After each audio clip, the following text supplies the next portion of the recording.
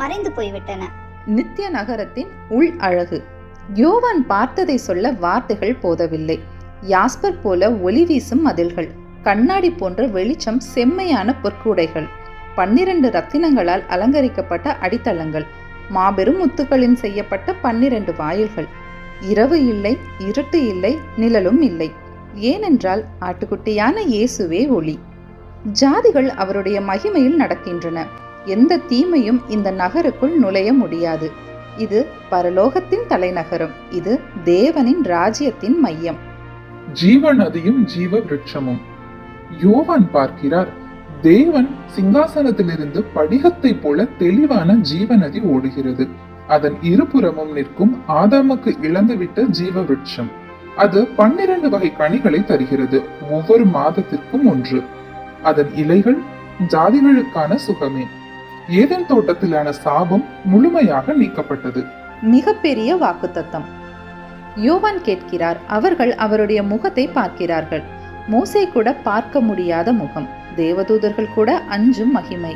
இப்போது மனிதர்கள் தேவனின் முகத்தை பார்த்து என்றென்றும் உயிரோடு இருக்கிறார்கள். அவருடைய நாமம் நமது நெற்றியில் எழுதப்படும். நாம் அவரோடே நித்தியமாக ஆட்சி செய்வோம். இறுதி எச்சரிக்கை.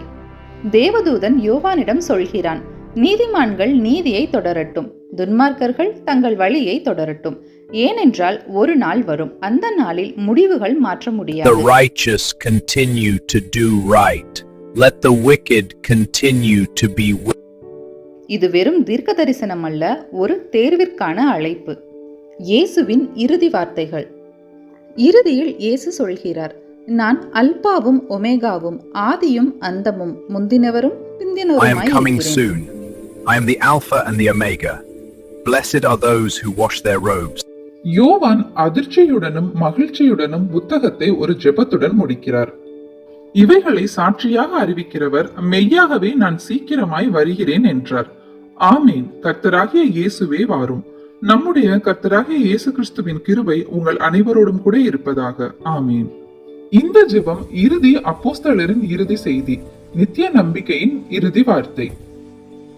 யோவானின் இந்த இறுதியான தரிசனம் உங்களுக்குள் நம்பிக்கையை எழுப்பட்டும். எத்தனை இருட்டு சூழ்ந்தாலும் தேவன் கடைசி அதிகாரத்தை ஏற்கனவே எழுதிவிட்டார். அதில் முடிவு எப்போதும் வெற்றி, சுகம், நித்திய ஆனந்தம். நாமும் நமது குடும்பமும் அவருடைய சமாதானத்திலும் வாக்குத்தத்தத்திலும் நிறைந்திருக்க ஜெபிப்போம். யோவானின் எந்த பகுதி உங்களை அதிகம் ஈர்த்தது? புதிய உலகமா, பொற்கால நகரமா, இல்லை என்றால் அவரது முகத்தை பார்ப்போம் என்ற வாக்குத்தத்தமா? உங்கள் பதில் இன்னொருவருக்கு உற்சாகம் தரலாம். கமெண்ட்ல